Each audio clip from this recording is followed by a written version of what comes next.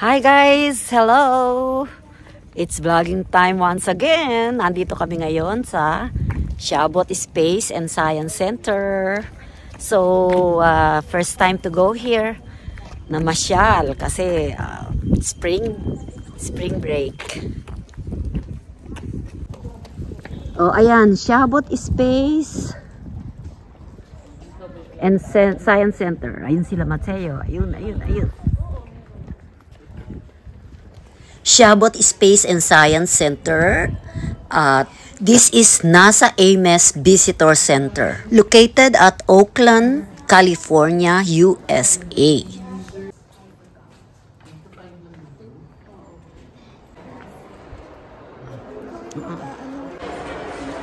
Today's activity, happy Saturday, April 4. Planetarium shows, 11 a.m. to 1.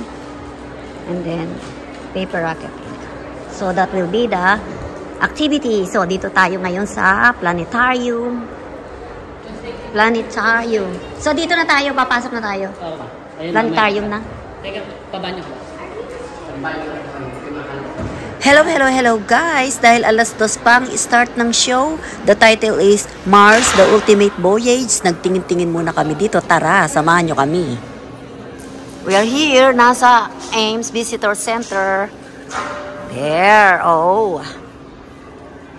So, ito po ang makikita dito sa Shabot Science Center. Makikita po natin dito ang hands-on exhibit responsible for space exploration, aeronautics, research, and Earth and space science. And the agency responsible for this is NASA, National Aeronautics and Space Administration.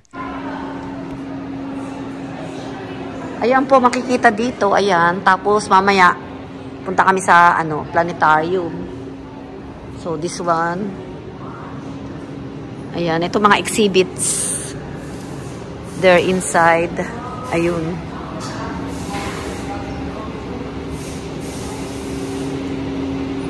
Ayan po.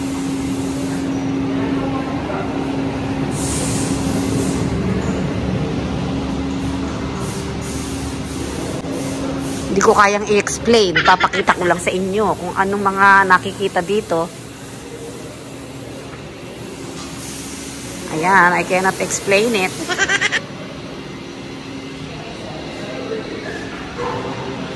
Ganyan lang po, exploring other worlds. Why we go to the space? Scientists and engineers at Ames work to understand more about the world and universe around us. Most of the Ames work is inventing, designing, and testing aerospace technologies here on the Earth, but they also have direct involvement in the planning and execution of space missions. Shabot Space and Science Center in Oakland. You can expect to explore the cosmos through the planetarium shows, interactive exhibits, stargazing with a historic telescope. This suit is called Skylab 4 Ed Gibson suit. This spacesuit was worn by Ed Gibson while training for the Skylab 4 mission, which launched in 1973.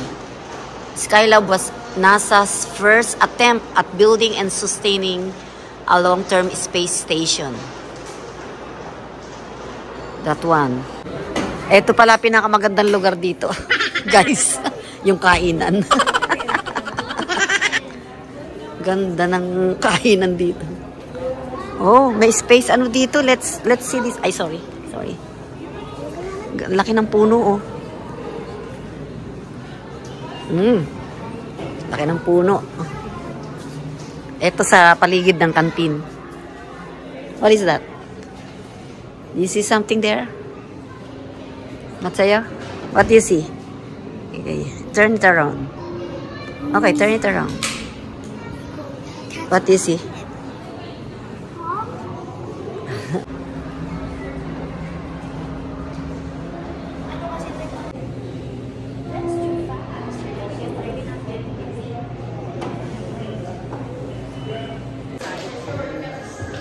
Oh, nakagano sila sa loob. Diba yun? Parang maliit na capsule lang siya na.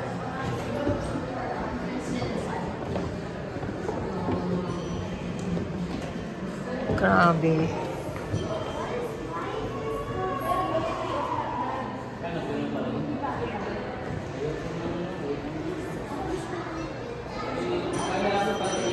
Ayan, ganito po dito. Ayun yung Mars. Red planet. Ayun, yung kulay red. So, ayan po ang makikita natin dito. Hindi ko kayang i-explain. Basta ganito lang po. Ayan, ayan. Mars. Alam nyo ba guys na wala pang humans na nakakaland sa Mars. So, ganito po ang posisyon ng mga astronaut pagka nandoon na sila sa loob ng spaceship. Ganyan sila. That is Soviet. Ejector seat. Oh, ayan po ang Mars. Ayan. Red planet, Mars. Currently, only robotic landers and rovers have been on Mars. Oh, look at us! Our color! What color? We're mustard. Yeah. Can you find it? Oh no! Oh no! What color? Can you change our color? I did. Can you change our color? The green bell. Oh, what happened to our color? It looks like black and white. Come on. That is a blend of Imagine colors of the living rainbow. your The color day of an object when depends all on you its can color. see is black, If something white, reflects off and us, gray. it's white. Oh no! If it Ganyan. reflects only red and absorbs. Imaginein mo yung apple, kulay white, black, and gray only. Ayan. So, andito po tayo sa loob ng uncovering color. Ayan. Dito na kami sa planetarium. Okay guys, nang matapos na kami sa planetarium, dito naman kami. Lalabas naman kami dito. Ayan. Ayan naman ang aming makikita. Ayan. Basa-basa lang kami at hindi ko masyadong kayang i-explain. So, tingin-tingin lang tayo. Explore lang po. Mag-explore lang tayo dito kung ano bang makikita natin dito. Ayan. Where no dog has gone before. Ano yan? Nagdala sila ng aso. The first animal to orbit the Earth was a dog named Laika. She was launched in 1957 aboard the spaceship Sputnik.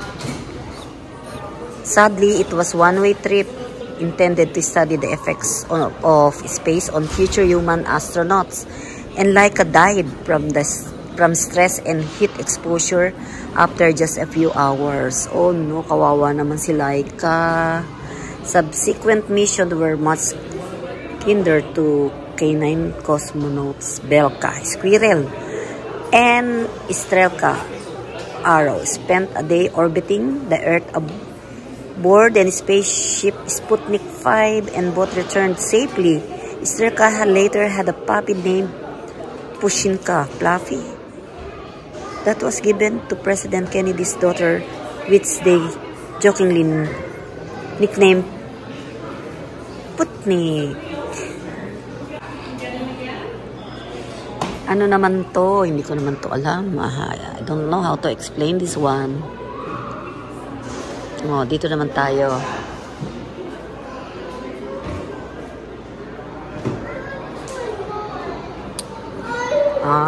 Ito siya. Ito ang pag-explain sa kanya. So, hindi ko na babasahin. Guys, ito naman yung mga sinasakyan ng astronaut. Ito lang ang kayong explain. Science catches up with science fiction. Ayan siya. Ayan siya, ballistic capsule. Ayan yung ballistic capsule. So, ayan yung mga bata. Nagtatry silang makyat and experience inside. Ayun. Okay, the Mercury spacecraft carried the first American astronaut. Ayan yun. So, ito yung parang example nun. Ayan. Ayan siya. Ganyan ang tawag dyan. Ay, ballistic capsule. Okay, ayan. Bali guys, yung ballistic capsule na yan yung sinasakyan ng mga astronaut pabalik sa Earth galing ng space. So next is Mateo. Okay, there is Mateo. Sit down.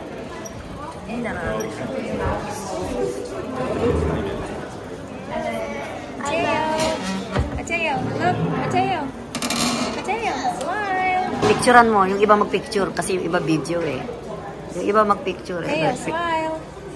Picture yung iba. Look at me. So, ayan. Since nagbibideo na si Johnny, ayan, ako naman ay magbabasa nito. So, Alan Shepard into space in 1961. This single-seat vehicle launched on a Mercury Redstone rocket achieved an altitude of 101 nautical miles on a flight that lasted 15 minutes before splashing down in the Atlantic Ocean.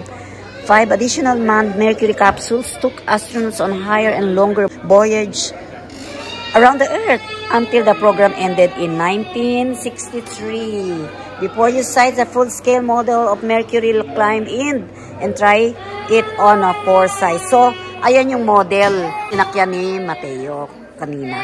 Okay?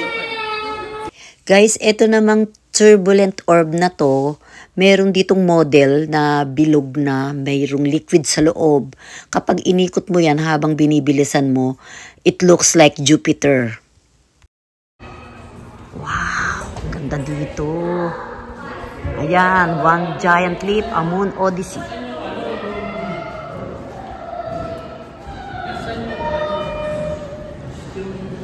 In July 1969, the first astronaut walked on the moon. As 500 million people watched on TV, it was an awesome moment in space exploration and in human history. Ayan. That was 1969. Yun lang ang kaya kong explain. Ayan. Why does the moon look different from night to night? Oo. Alin.